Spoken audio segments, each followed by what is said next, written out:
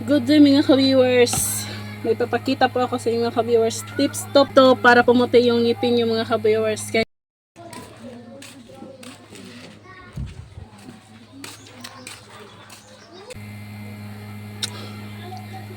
ito mga ka-viewers. Asin, tsaka bitchin.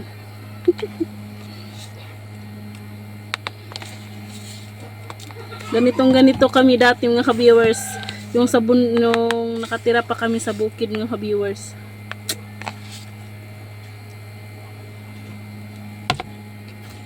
Tapos tap konti natin dito mga ka-viewers sa may kuan.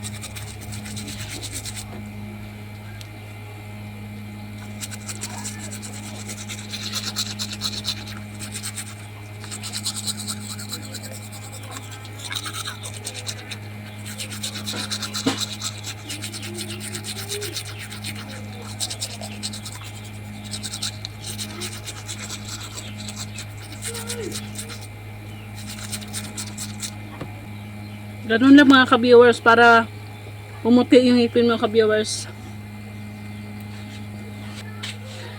Ganun lang pag toothbrush natin mga ka-viewers. Bye bye. Sana may natutunan kayo kung paano pumuti yung ngipin yung mga ka-viewers.